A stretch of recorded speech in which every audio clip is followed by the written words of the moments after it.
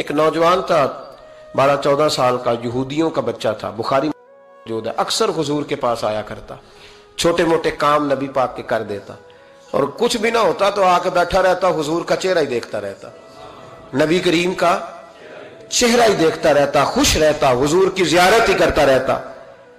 2-3 دن وہ آیا نہیں، بخاری میں موجود ہے۔ حضور نے فرمایا معلومات کرو کیوں نہیں آیا؟ صحابہ نے عرض کی حضور بیمار ہو گیا، بیمار ہو گیا۔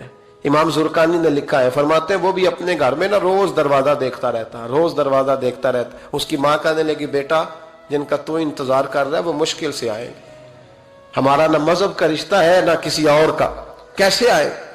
لیکن حضور نے فرمایا چلو چلتے ہیں۔ جب میرے نبی کریم علیہ السلام نے دروازے پہ دستک دی تو امام زرقانی کہتے ہیں کہنے لگا اماں سے کھولو دروازہ، مصطفیٰ کریم آ گئے، حضور آ گئے۔ والد نے دروازہ کھولا، نبی کریم اندر تشریف لائے۔ نبی پاک کا جو دست مبارک تھا نا وہ کستوری سے زیادہ مہکا کرتا تھا، کستوری سے زیادہ مہکتا، برف سے زیادہ ٹھنڈا ہوتا۔ کہتے ہیں نبی پاک اس کے پاس گئے تو اندر داخل ہوئے تو رونے لگا۔ حضور نہ سرانے والی سائڈ پہ بیٹھ گئے، اس کا سر اٹھا کے گود میں رکھا، اور جب اس کے بالوں میں حضور نے دست مبارک پھیرا تو اس کی ماں اور باپ کی آنکھوں میں بھی آنسو آ گئے۔ یہ انداز کرم غریبوں کے ساتھ، ہم غریبوں کے ساتھ۔ وہ ایک ہندو شاعر تھا تو وہ حضور کی نعتیں لکھتا تھا، تو کچھ مسلمان بھی بڑے ڈاڈے ہوتے ہیں نا، اس کو جا کہنے لگے نعتیں تو بڑی لکھتا ہے، کلمہ کیوں نہیں پڑھتا؟ کلمہ بھی پڑھنا۔ تو اس نے کہا چل اس پہ بھی شعر سن لے، اس پہ بھی تو شعر ہی سن لے، کو میں تیرا پابند تو نہیں۔ کہنے لگا ہو جائے عشق کسی سے کوئی چارہ تو نہیں، صرف مسلم کا محمد پہ اجارہ تو نہیں، صرف مسلم کا محمد پہ اجارہ تو نہیں۔ اتنا ڈانڈا نہ ہو یار، میرے ساتھ یہ رویہ نہ کر، ہو گیا پیار، یہ ہو جایا کرتا ہے، اب تو اس طرح تو نہ کر میرے ساتھ۔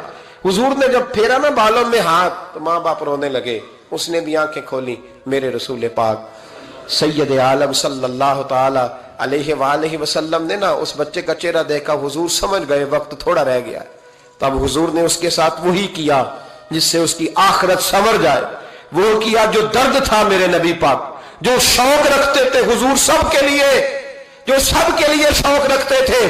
میرے محبوب فرمانے لگے بیٹے کلمہ پڑھ لے، کلمہ۔ حضور کا شوق یہی ہے، یہی شوق ہے لوگ دیندار بن جائیں، کاروبار چمک جائیں، جی مرشد کے پاس گیا تو ریل پیل ہو گئی، یہ شوق ہی نہیں نبی پاک کا۔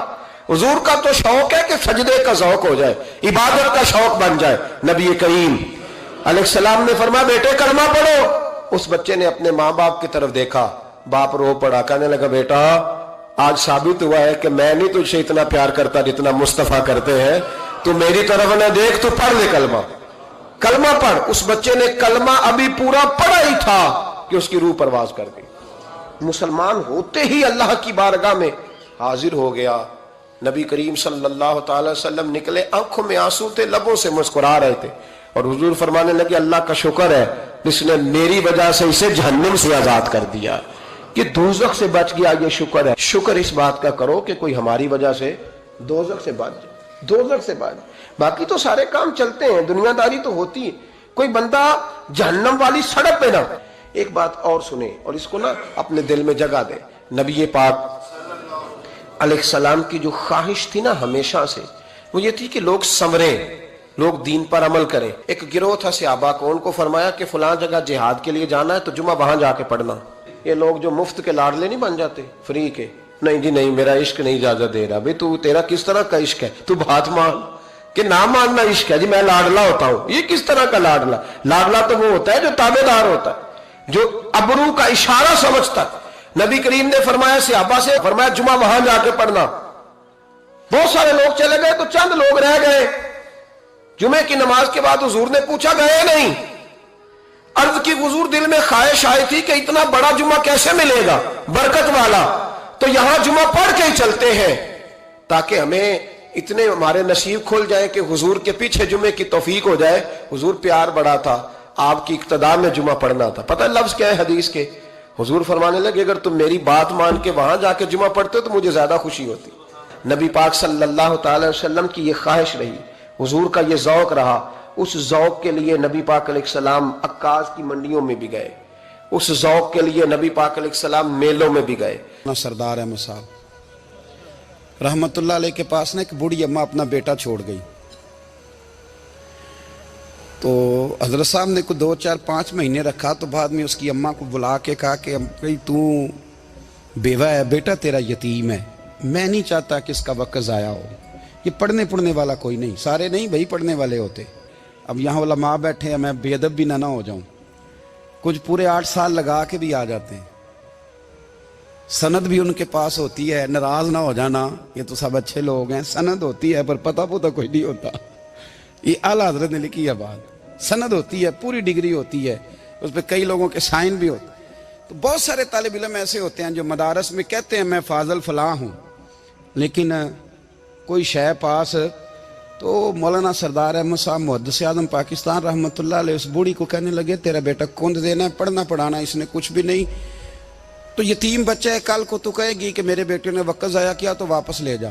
بوڑھی اماں رونے لگ گئی، کہنے لگی میں پڑھانے تو نہیں لائی تھی، میں تو آپ کو رب کا ولی سمجھتی ہوں، میں تو نوکری کرانے لائی تھی، نوکری۔ حضرت انس بن مالک کہتے ہیں میری اماں بھی حضور کی بارگاہ میں دے گئی تھی، حضور کی بارگاہ میں یہ نہیں کہا تھا کہ یا رسول اللہ پڑھا دیں، ہاں میں ذمہ داری سے بات کر رہا ہوں، یہ نہیں کہا تھا حضور مجاہد بنا دیں، یہ تھوڑی کہا تھا کہ یا رسول اللہ صلی اللہ تعالی علیہ وسلم سے مفسر محدث محقق مفتی بنا دیں۔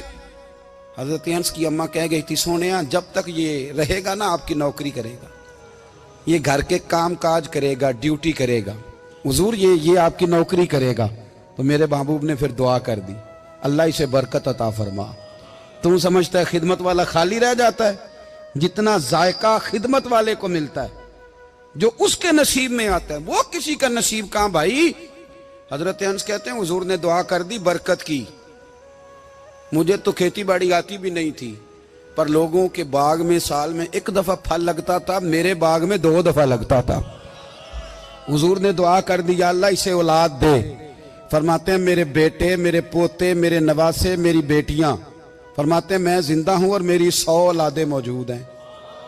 پریشان ہو گیا 100 سن کے کہ بچے 2 ہی اچھے، 100 اولادیں میری موجود ہیں۔ حضرت انس بن مولانا سردار احمد صاحب کے پاس نا چھوڑ گئی بچہ، کہنے لگی حضرت جی میں کو پڑھانے کے لیے تھوڑا چھوڑ گئی ہوں، میں تو اس لیے چھوڑ کے گئی ہوں کہ آپ مہربانی کریں خدمت کرائیں۔ تو حضرت جی کہنے لگے کوئی ایسا کام ہی نہیں، خدمت والا کیا کراؤں؟ کہنے لگی پٹھے پوا لیا کرو جی، ہن لڑ پیندے نے، کہنے نے بچے کام کر دیں مدرسے دا، حالانکہ اب کہاں بچے کام کرتے ہیں، اب تو گزر گیا دور، اب تو بچے کام کراتے ہیں، اب بچے بھی ناراض ہو رہے ہیں، گھور گھور کے دیکھ رہے ہیں، صحیح پہ رہا ہوں آپ کو، بچے کام کراتے ہیں، بچے کہاں کام کرتے ہیں۔ کہنے لگی یہ چارہ ڈالے کرے گا آپ کی بھینسوں کو۔ تو حضرت نے اس کو کہا کہ بی بی چارہ میری بھینسوں کو ڈالنے کے لیے میں نے بندہ رکھا ہوا ہے، تو جا لے جا۔ کہنے لگی ہاتھ باندھ کے حضور مہربانی کریں رکھ لیں چارہ ڈالے گا، اور پتر توجہ سے چارہ ڈالنا حضرت کی بھینسوں کو۔ رونے لگی، حضرت نے رکھ لیا، مہینے کا خرچہ بھی دیتے، شام کو نا وہ سارا دن کام کرتا، شام کو آ کے پیروں میں بھی بیٹھ جاتا، حضرت جی لائیں تیل تھوڑا سا پیر نہ دبا دوں۔ 8 سال ساتھ والے پڑھتے رہے، یہ بیچارہ نوکری کرتا رہا، میرا روپ بھی نہیں تے میرا رنگ بھی نہیں، اور مینو یار منان دا ٹنگ بھی نہیں۔ کبھی کبھی نا حضرت بلال حبشی فارغ ہوتے نا تو نبی پاک کی بارگاہ میں عرض کرتے حضور کوئی کام تو نہیں، سارے ہو گئے، حضور جاؤں ذرا، چلے جاتے۔ ایک دن سلمان فارسی کہنے لگے یا رسول اللہ یہ بلال کہاں جاتا ہے؟ فرمایا جا دیکھ کے تو آ۔ حضرت سلمان واپس آئے تو آ کے رونے لگے، کہنے لگے سونیا جب یہاں سے جاتا ہے نا تو جا کے سیدہ فاطمہ کی چکی پیسنی شروع کر دیتا، بی بی صاحبہ کے کام کرنے لگتا ہے، گھر میں جا کے اسنین کی ڈیوٹی کرتا ہے، وہاں بھی کام یہاں بھی کام۔ وہ چارہ ڈالتا رہا، اس نے چارہ ڈالا، حضرت محدث اعظم کی بھینسوں کو دستار فضیلت کا وقت آ گیا، سارے پگڑیاں سجا کے آ گئے، آج دستار ہوگی، یہ نہ پیچھے ہو کے بیٹھ گیا، چونکہ پڑھا ہی نہیں تھا تو دستار کاہے کی، دستار تو اس کی جو پڑھے گا، ہم نے تو پڑھا ہی نہیں، ہم نے تو یار پڑھا، گھر پڑھا، ڈیوٹی کری۔ حضرت محدث اعظم رحمۃ اللہ علیہ کے ہاں جب اعلان ہونے لگا نا کہ اب دستار ہوگی تو حضرت نے پہلا اعلان اس کا فرمایا۔ تو مجھے والا بندہ کپڑے بھی کدی کدی بدل دے نا، وہ کہتا ہے جس حال میں بھی تھا میں پلٹ کے دیکھنے لگا کہ پڑھا پڑھایا تو ہے کوئی شے نہیں، تو یہ ماجرا کیا ہے؟ پیچھے سے اٹھ کے آئے تو کہتے ہیں باقیوں کی دستار کسی عالم نے کی، کسی صوفی نے کی، लेकिन ये भैंसों को चारा डालने वाला जब आया तो मुहद्दिस आदम ने फरमाया पगड़ी के बाल को कोई हाथ ना लगाए, ये सारी दस्तार मैंने करनी है। और फरमाते हैं हजरत बाल भी देते जाते थे और आंसू भी बहाते जाते थे, माथा भी चूमते थे और फरमाते थे दस्तार के बाद चला तो नहीं जाएगा यार, मुझे तो इबादत भी नहीं रह गई, मुझे तो चाबियों को भी नहीं पता कौन सी कहाँ रहती है, जाएगा तो नहीं तू? तो रो पड़ा, कहने लगा सोने जाए तो वो जिसके पल्ले कुछ है हो, आता जाता तो है कुछ नहीं, मुझे किसने रखना है, मैंने कहाँ जाना है, इधर कहाँ तो इधर ही रहूंगा।